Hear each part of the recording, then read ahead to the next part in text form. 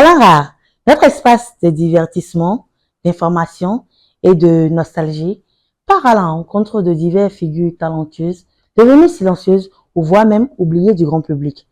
Notre émission a pour objectif de raviver leur flamme, de les reconnecter à leur parcours et d'en savoir plus sur leur actualité. Nous allons commencer par ActuWeb, dans lequel nous allons décortiquer certains sujets brûlants sur la toile, ou voire même insolites.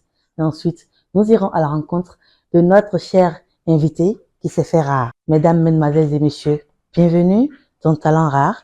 Ici, c'est Charline Dissou pour vous présenter ce nouveau numéro. Bonsoir.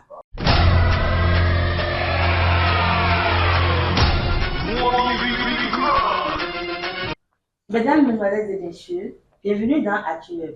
Bonjour Stéphane. Bonjour Charline. Bonjour Hassel. Bonjour Charline. Comment vous allez? Aujourd'hui, nous allons parler d'un sujet très très sensible. Et le thème, c'est la dépression. Que pensez-vous de la dépression? Est-ce juste une simple maladie ou juste un état d'âme? On parle très souvent de maladies visibles, mais on oublie très très souvent d'ailleurs les maladies qui se cachent justement derrière un sourire, derrière un rire. Et la dépression en fait partie.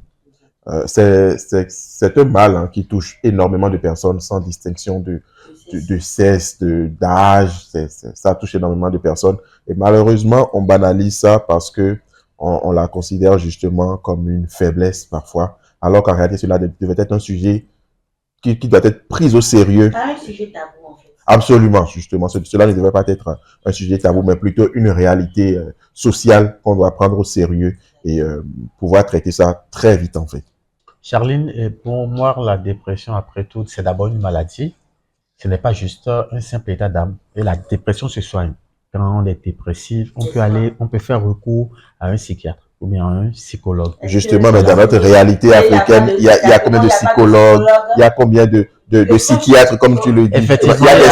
Il y a des centres psychiatriques au Bénin, oui, mais de psychologues, exactement. Effectivement, on n'a peut-être pas souvent les moyens pour faire recours à un psychologue ou bien à un psychiatre, mais aujourd'hui, il y a des coachs, il y a des personnes de sages personnes qui existent dans notre environnement, à qui on peut en parler, à qui on peut faire recours pour se faire soigner. Puisque quoi, la dépression, je reviens là-dessus, c'est d'abord une maladie, c'est un trouble qui affecte la pensée. Et les personnes qui sont dépressives s'enferment dans une bulle qui les ronge, qui les ruine et qui les détruit. Justement, si ces personnes-là s'enferment, c'est pas pour rien. C'est parce que c'est devenu c'est un sujet tabou, en fait. Et c'est la raison pour laquelle les personnes n'aiment pas en parler, parce que dès que tu en parles, dès que tu parles de ta dépression, déjà, c'est mal perçu.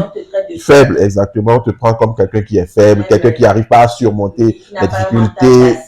Alors qu'en réalité, il arrive des moments où certains événements nous dépassent l'entendement. Exactement. On a besoin de parler à quelqu'un. Nous sommes nés dans une génération qui est en avance sur elle-même. Aujourd'hui, vous savez, les gens ont tendance, les gens préfèrent en réalité correspondre ou bien avoir des amis sur les réseaux sociaux que de parler de ce qui les ronge à l'intérieur, à leur propre entourage.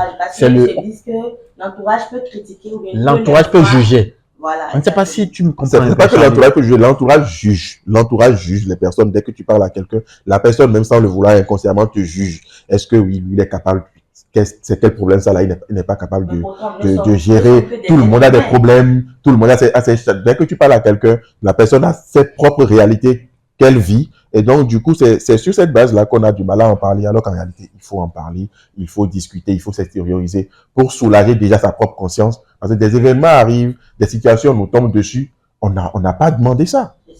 Et lorsque ça te tombe dessus, il est important justement d'en parler à quelqu'un, discuter avec quelqu'un, pour ne serait-ce que pas forcément avoir la solution immédiate, parce que la solution immédiate peut ne pas exister. Mais le simple fait de sortir ça soulage un tant soit peu. Et c'est justement ce qu'on devrait enseigner, même à l'école, on devrait enseigner ça. Quand ça va mal, il faut en parler. Il faut en parler quand ça va mal. Et puis, j'avais même vu une pub sur une de nos chaînes, bon, les chaînes européennes, hein. Quand ça va pas, il faut en parler. Ils ont même laissé des numéros verts où tu peux appeler, que la personne puisse t'écouter. Parce que plus tu en parles, plus tu te décharges.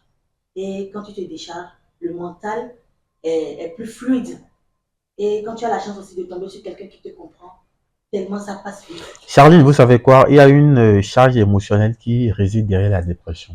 Et pour moi, la solution, c'est quoi? Je n'attends rien de personne, donc je ne suis pas déçu. Vous comprenez un peu? Aujourd'hui, vous savez, la dépression est due parfois à, à ce qu'on attend en réalité de notre entourage. Parfois, il y a des personnes qui se retrouvent dans des cas de dépression à cause des calamités naturelles. Vous savez un peu? Il y a une personne, par exemple, qui avait ses sens, qui avait les moyens de locomotion, et un jour, qui se retrouve dans un accident et qui perd la mobilité. Cette personne peut devenir dépressive. C'est là que je vous dis que la dépression est avant tout et après tout une maladie. Justement, après ça, quelqu'un peut-être qui a passé tout son temps plutôt et qui a acheté une maison et qui va à cette maison par exemple se fait démolir par l'État, ou bien une voie qui prend, ou bien c'est une parcelle peut-être qui est voilà, ou bien c'est une fausse parcelle par exemple, et la personne il a investi toute son énergie pendant des années là-dedans. Cette personne peut se retrouver dépressive. Justement, ce sont des cas rares. La vraie dépression aujourd'hui aussi peut devenir dépressive. Mais aujourd'hui, comme je le disais, nous avions construit un monde de concurrence sur les réseaux sociaux où les gens, en réalité, c'est bien dommage. Les gens, en réalité, dans leurs entourages, ils font la crise de la trentaine, par exemple. Pourquoi je n'ai pas ça? Pourquoi je n'ai pas cette voiture? Alors qu'on n'est pas nés ensemble. Et c'est ça qui est à la base de la dépression au niveau de notre jeunesse. La vraie dépression aujourd'hui qui fait tendance dans la jeunesse aujourd'hui, c'est la dépression au boulot. En fait, c'est lorsque la charge demandée au travail devient beaucoup trop, les managers qu'on a, les personnes qu'on a, les supérieurs qu'on a, nous énormément de pression. C'est ça. Et les personnes font un humain qui est exactement. Donc, c'est surtout à ce niveau-là, au niveau professionnel, quand on est au boulot, tout ça, ce qu'on nous demande de faire, ce qu'on attend de nous en réalité. C'est ça qui fait que les gens tombent très vite en dépression. Mais de boulot, on devait parler des femmes ménagères, les femmes qui sont dans le foyer. Qui n'exercent également pas un boulot stable. Elles font aussi rapidement la dépression. Oui, parce que la monotonie peut solder à la dépression. Quand la femme, elle est tout le temps à la maison, dans le même cadre où elle fait les mêmes choses, ça peut amener la dépression. Et je parle toujours des réseaux sociaux. Je pense, entre-temps, nos mères le faisaient, mais elle n'était pas dépressive.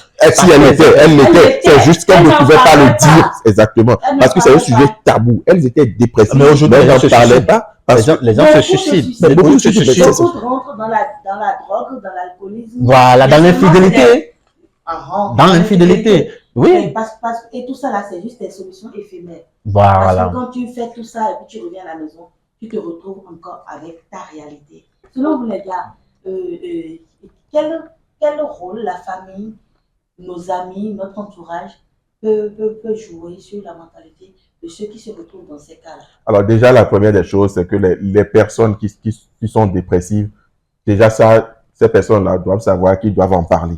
Mais, exactement. Mais la famille également, quand tu es avec quelqu'un, tu connais la personne, tu sais quel est son état d'esprit quotidien. Quand tu vois que ça commence pas à changer, il est important de se rapprocher de cette personne-là, discuter avec elle et de comprendre exactement, être attentif, faire attention justement à la façon dont la personne est quotidiennement. Et quand ça commence à changer, il faut se rapprocher de la personne et discuter. Donc la première mission, c'est d'abord l'observation. Les parents, l'entourage doivent observer les sujets qui s'éloignent, qui s'enferment, qui n'aiment pas extérioriser, ainsi de suite. Je pense qu'avec l'œuvre du Père Céleste, on aura à faire face à ces gens de cas.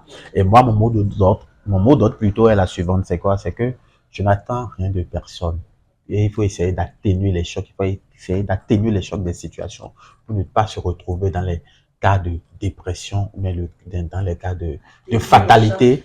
Ne rien attendre de personne, ça c'est une bonne chose, mais on est des humains, on est appelé à vivre ensemble, on a toujours besoin de son prochain. Donc il est important, tout simplement, ce qu'il faut comprendre, c'est que quand ça ne va pas, il faut en parler. Voilà qui est bien dit.